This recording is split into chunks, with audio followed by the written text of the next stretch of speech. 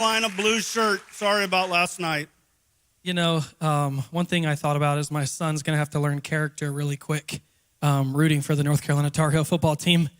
We really like to lose, and so, yeah, but a bunch of teams went down, so I hang my head on that, right?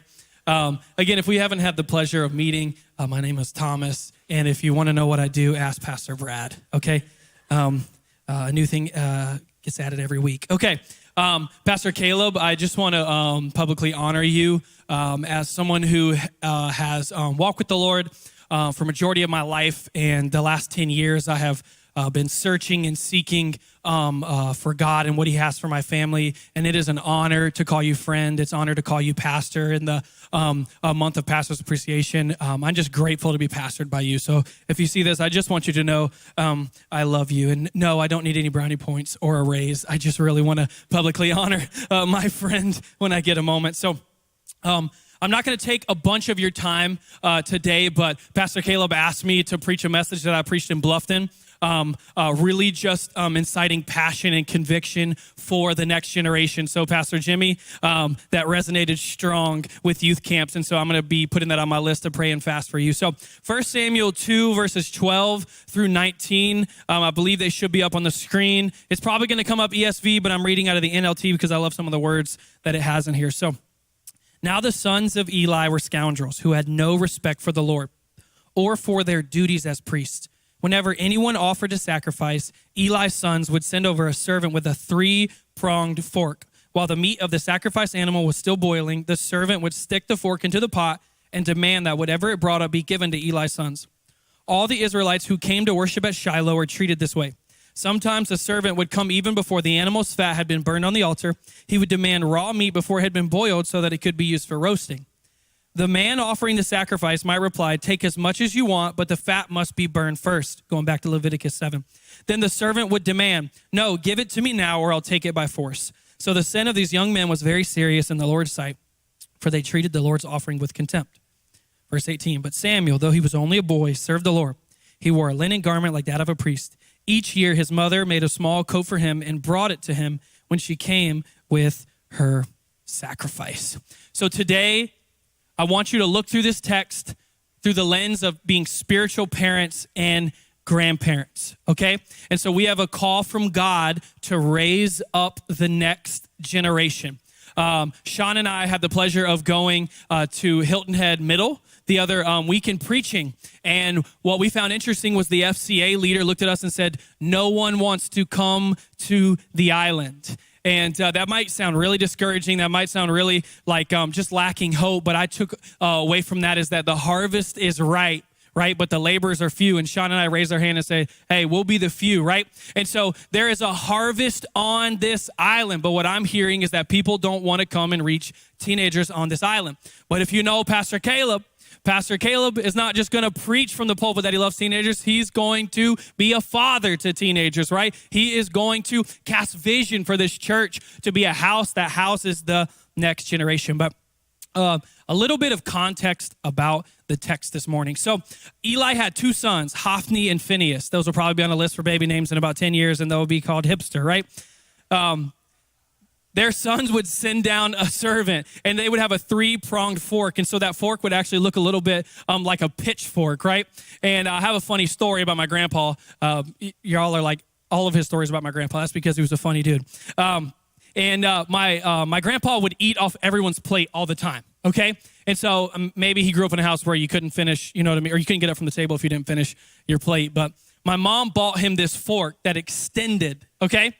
And I remember eating at this place that I love dearly in Alabama called McClenn's, and it just has a great steak. And I remember eating one time, and I wasn't done, but I look out the corner of my eye, and here's the fork, you know, about to hit my plate. And so I correlated that with the pitchfork. But Hophni and Phinehas, they would send the servant down to get out the pieces of the meat that they wanted, right? Because they were very selfish and indulgent. And it even says that they tried a new way of cooking the meat, right? And so as I was writing my notes for this message, I said, oh, how personal preference can quench the Spirit of God in our life, right? We can find ourselves looking for our personal ways to be finding ourselves, you know, doing whatever we want. And so the text says Eli was weak and indulgent. Okay, he was sincere and devout, but he was weak and indulgent. Okay, and 1 Samuel 2:29 actually describes Eli as dishonoring of God and fat. Okay, don't get mad at me. It's what the text says, right?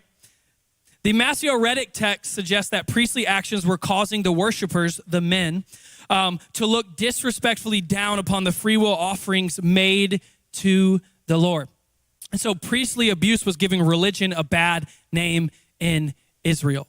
And so I want to give you a little bit of insight into what teenagers are hearing and seeing in America today, okay? The big churches, right? The loud preachers, the marketable teachers, the people that we see that are falling away and that are building platforms off of their insecurities, right? Needing affirmation from men, but calling it in the name of the Lord, right? The teenagers that are on social media and online are watching those things happen. And so what's happening in America today is giving religion a bad name among teenagers in America, right? But there is hope, right? It's called the church, and it's called a pure church, right? It's called a spirit-filled church, right? And there happens to be one on this island, and it's called Christian Renewal Church, right? And it's got a great facility with a basketball court, a huge field, right? Cornhole boards, and a phenomenal auditorium to be full of teenagers that can come in and hear sound teaching, right? And catch the presence of God in their life.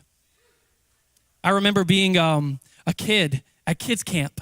I don't know if we still send kids to kids camp because we get weird about sleepovers now. You know what I mean? But my parents couldn't get me out the door fast enough. Now, I'll see you in a week. But I remember being at the altar. I remember being the last one to leave because I just didn't want to leave the presence of the Lord. I remember being so marked by the presence of the Lord in that moment. I was talking to my wife recently, and I said, somebody asked me, they said, do you remember that moment that you felt God call you into ministry? I said, no, not really. I'm just the weirdo that said, God, you can have my life, right? And I remember being at the altar telling the Lord, you can do whatever you want to do with my life. Please don't ever take your presence from me. And I want to tell you that the teenagers that are on this island that nobody's willing to reach are in the presence of evil. They're walking into hopeless places, into hopeless homes, into homes of addicts, right? Into homes of people with mental health issues that don't know that the hope of the world is just a drive away from their home, right? They're walking around wondering how they can get out of this place, not knowing that there is a place that is pure, right? And the presence of God exists. And if we reach them, they will stay.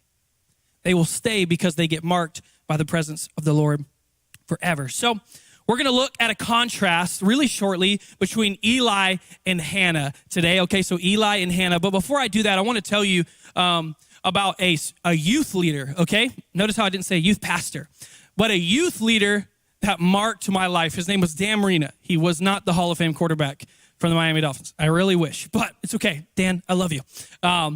Dan Marina was a guy that just signed up to serve in the youth ministry because he felt a tug on his heart to impact the lives of the next generation. And I was one of those lives. And this guy, he was married, he had kids, and he invited me into his home. He took me hunting, although I missed every deer that got in front of me.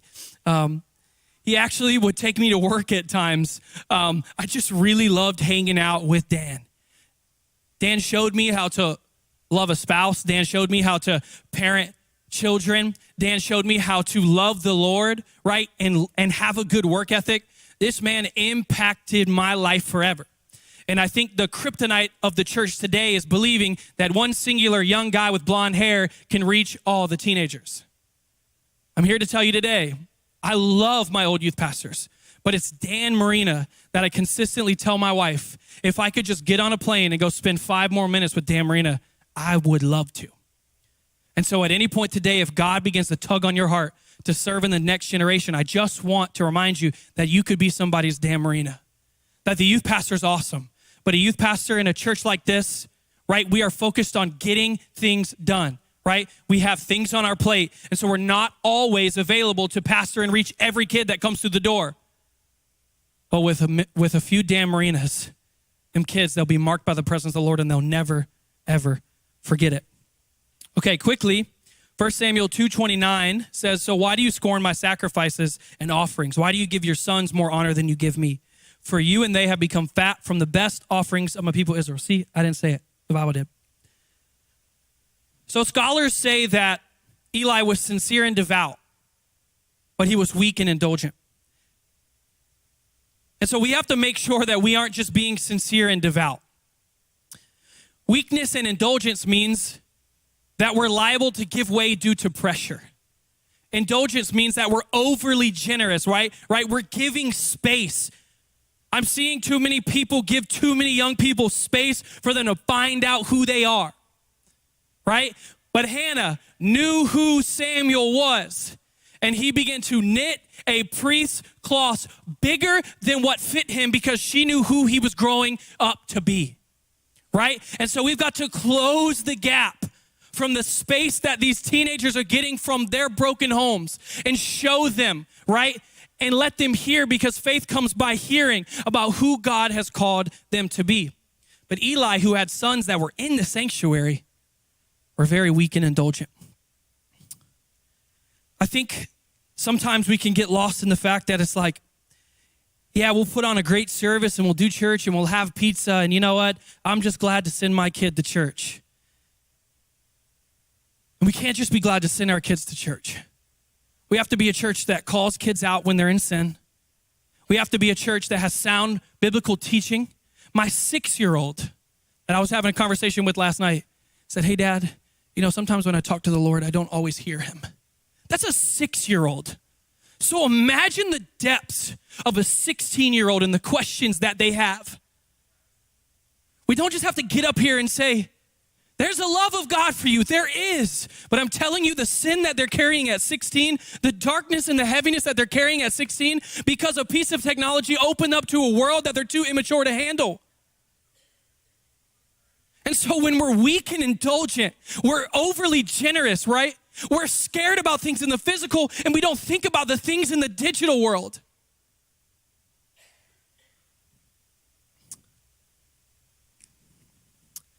We can't be passive spiritual parents.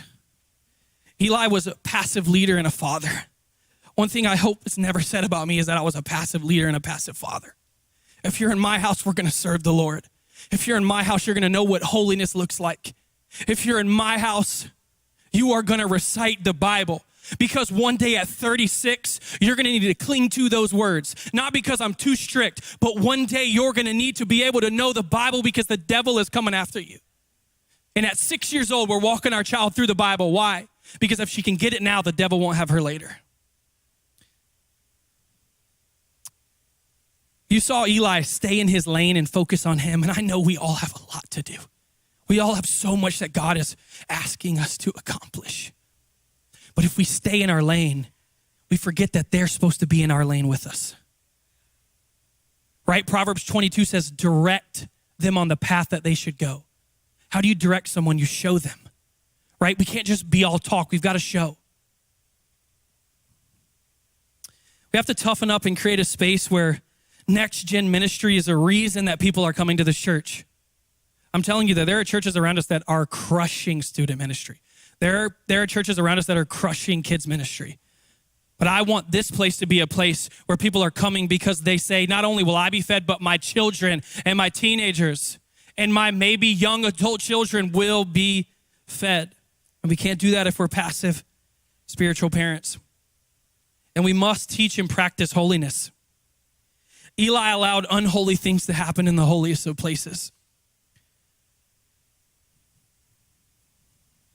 We have to expose our children. We have to expose teenagers and children in this house to holy living and holy language.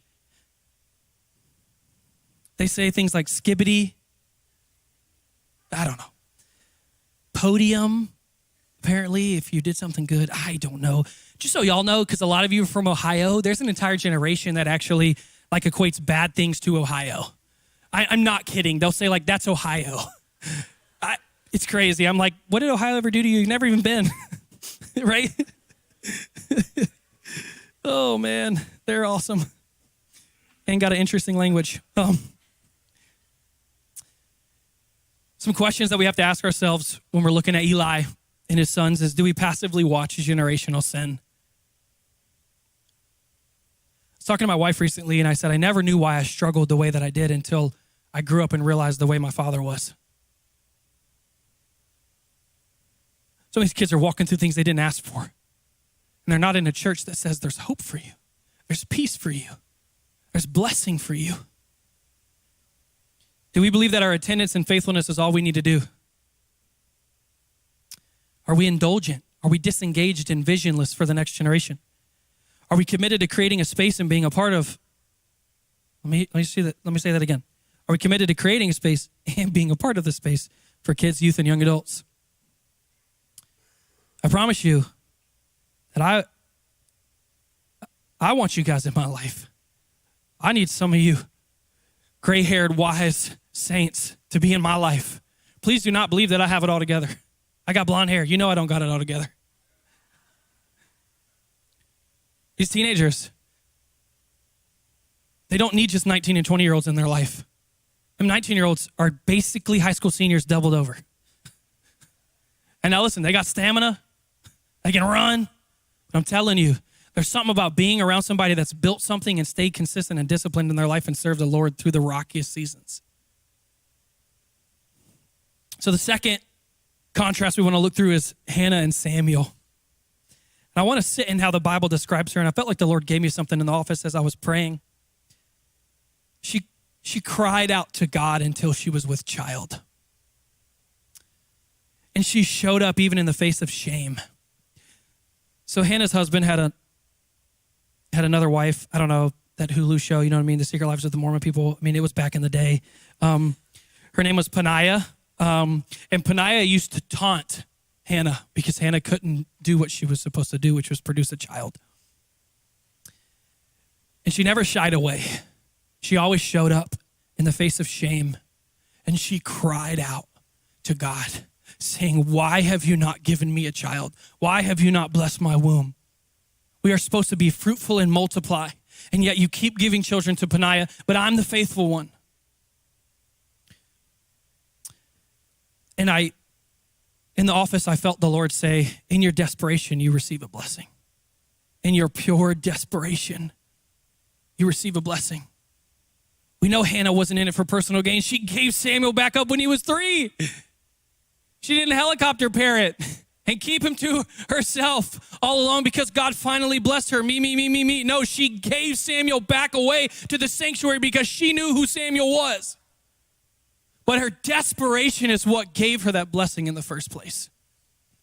And I'm just wondering, is there a few in the room that will get desperate and pray and fast for more opportunities, for more people to serve, right? If you can't do it yourself, please, dear God, pray that people would rise up and serve in this house on this island because there's Hilton Head Middle and there's Hilton Head High where people aren't going, and Sean and I are saying we'll go.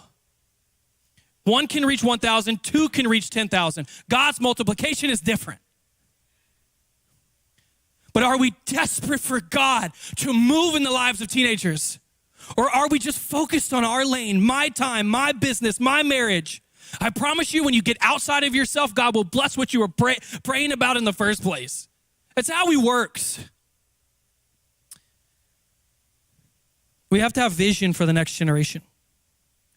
Again, Hannah would knit his priest cloth and knit it to where he could grow into it. What we don't do at Renew Youth is stoop down to the level of the most immature believer in the room. We give something that a student can reach up to. We give teaching that's strong. We give altar moments, right? Where the most embarrassed and broken students can walk forward and say, I don't have it all together. I don't have hope when I go home, right? I have never seen a godly marriage. I've never seen a godly person walk out this faith, but I want God to do something in my life. We saw an uptick of students last month because we brought vision and organization, right? But as we continue to bring vision, watch what God will do. There were mental health disorders that broke off of students last month. Why? Because I saw them 30 days later and they were different. There were students who got physical healings, right, in our youth services. Why? Because we model them after what this church has produced, which is peace, purity, and fruit. And guess what? God honors that. Hell is going to get real scared if a church stands up and gets a real vision about who a generation is before they even realize it. My Lord, I'm done letting an 11-year-old tell me how it is. You know, they can skibbity that. I'm just kidding. I love them so much. They're really awesome. They get me to play Fortnite and stuff. My wife hates it. Okay. We have to cry out to God. One of the things that I love about this text is that Eli thought Hannah was drunk because of her agonizing cry at the sanctuary. He actually told her to go away. And she said, you don't understand. The Lord hasn't heard my cry. And he said, oh, be gone and be blessed. The Lord's going to answer your cry. I wonder if there are any desperate people in the room that will get a vision for this room full of teenagers. And do you know what happens if a room full of teenagers happens? Families come to Christ because an addict dad will follow a son that looks different than he does. Right? A broken mom who keeps giving herself away because that's all she's ever done will walk into the door because she sees hope on her daughter. You have to cry out to God. And I got to remind us that no one else is coming. The FCA person literally told me that last week. There's not an army of troops in Bluffton ready to be deployed on the island to go reach teenagers because they say things like skibbity and podium and phantom tax. I forgot about that one, whatever phantom tax is. I don't know. I just know about real taxes. Okay. The band can come back up. Give them to the Lord, but keep coming back. Hannah weaned Samuel until he was old enough to be taken care of without his mother in the sanctuary. And when she gave Samuel to God, she would return each year with a cloth signifying his priesthood. Can I tell you that Samuel served the Lord before he knew the Lord? Why? Because of who his mother knew who he was. My 6-year-old doesn't know that she's a royal priesthood yet, but her father does. My 2-year-old does not know that she's a royal priesthood yet, but her father does. My son does not know the destiny that he's going to walk into, but his father does. And I'm not going to let a 12-year-old stand idly by and figure it out. I'm going to remind them that God used Samuel to be the first part of his plan to free his people. Samuel was 3 when he got into the sanctuary. They don't need to be 33. Maybe to lead something because that's maturity, but to be called to something, they just need breath in their lungs.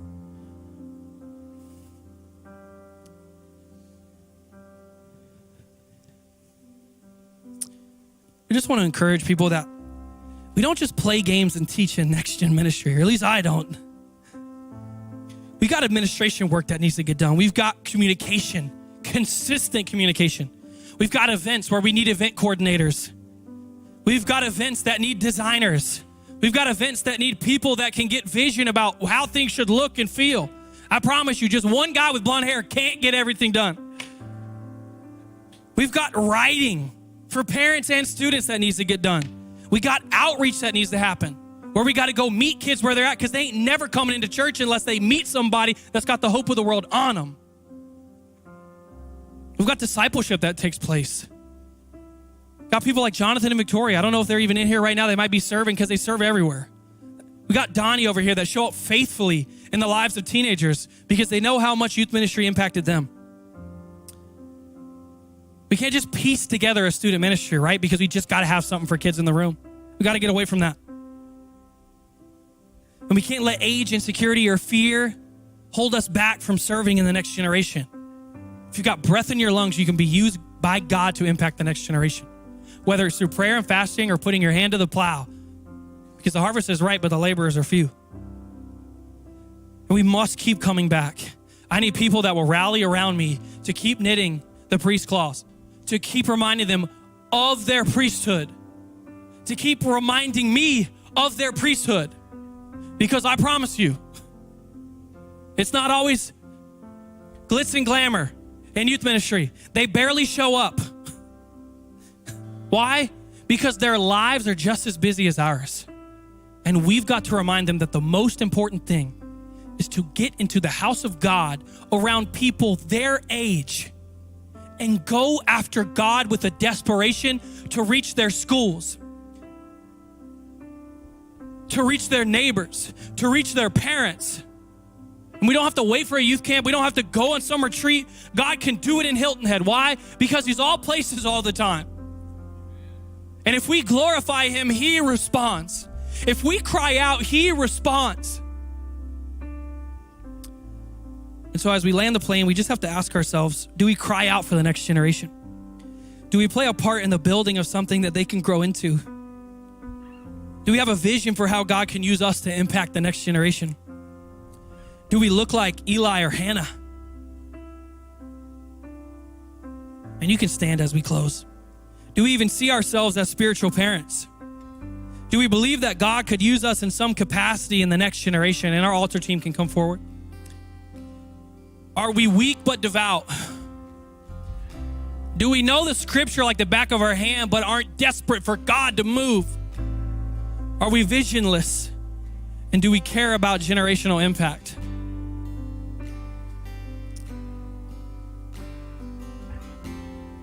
I just want to open the altar for 3 things as we close, and I just want you to close your eyes, and if you're comfortable, put your hands out in a receiving posture, so palms up to the ceiling. The first one is, if you don't know the Lord, I just want to tell you, it's the greatest thing you'll ever do. No matter how far or broken or confused or how much you're fighting it, you're here today for a purpose. And God has a destiny for you. And he wants to lead you beside still waters and lie you down in green pastures and show you that he's the greatest shepherd you could ever follow. So if that's you all, I just want you to come down to the front and get with an altar team and just let them know, hey, I want to give my life to Christ. I'm done playing around. The second one is, if you're like Hannah and you've got this agonizing cry because you're believing for something that God has not given you yet, whether it be a breakthrough, whether it be a healing, whether it be a child, I want you to get down here and I want somebody to lay their hands on you. And the third one is, if you're willing to commit to crying out for the next generation, if you're willing to commit to say, hey, I'm going to pray and fast for children, for teenagers, for young adults in this area and in Bluffton, for a fire to fall down, for healings, for callings. There's some missionaries that don't know they're even called to missions because they're not in the room. If you're willing to say, I will enter into a season with you where I will cry out to God with desperation to see rooms full in Hilton Head and Bluffton of teenagers getting on fire for Christ. If you're in any of those camps, I just want you to come forward. And if you're going to stay in your seat, I want you to lift your hands and I want you to sing out whatever song we're about to sing out. But if you feel like moving, get out of your seat and come hit your knees and cry out to God.